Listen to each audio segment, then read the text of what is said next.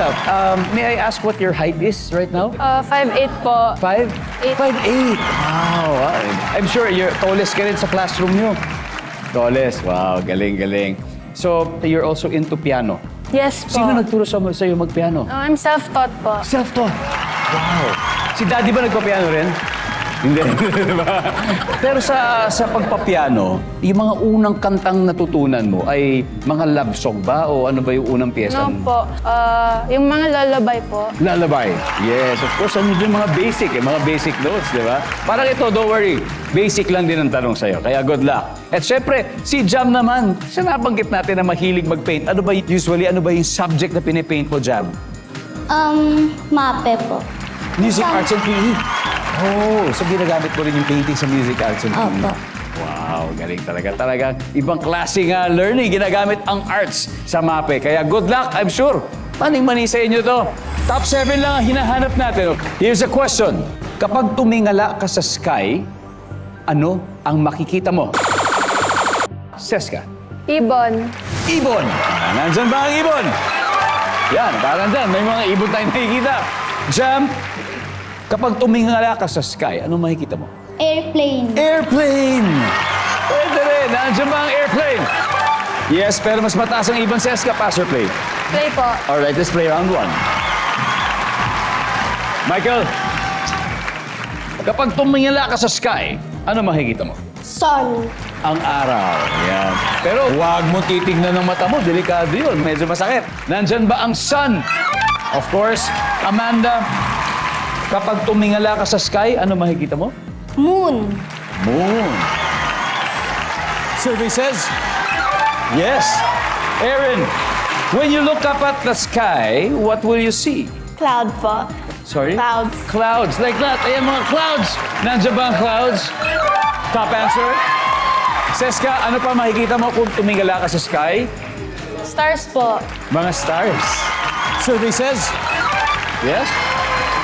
Michael, isa na lang, Michael. Kapag tumingala ka sa sky, ano makikita mo? Rainbow. Ay, lahat na sinabi nila, nasa likod nila.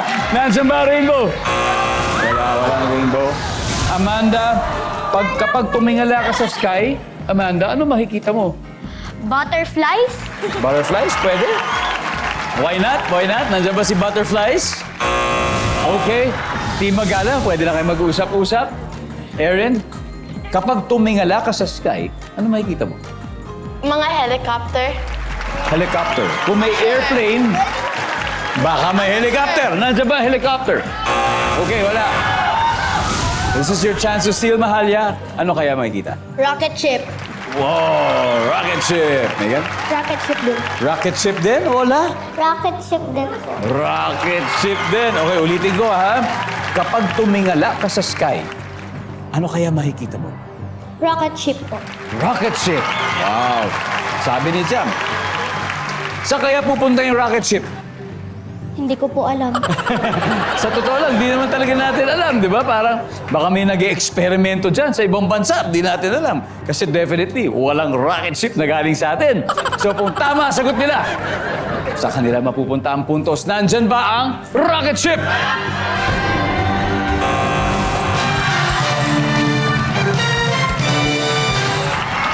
Okay, round 1 goes to Team Matulungin. They now have 81 points. Pero Team Magalang, okay lang yan because we have 3 more rounds left. At dahil may isa pang hindi nakukuha, ang ating studio audience ang bibigyan natin a chance to win. Yeah! Let's go!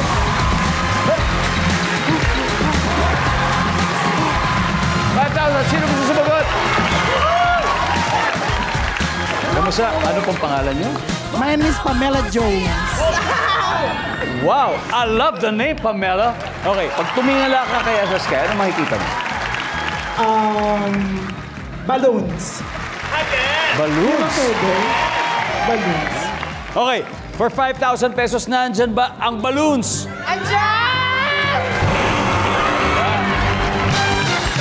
Okay, dahil mali na tayo, i-reveal na muna natin ano ba talaga to?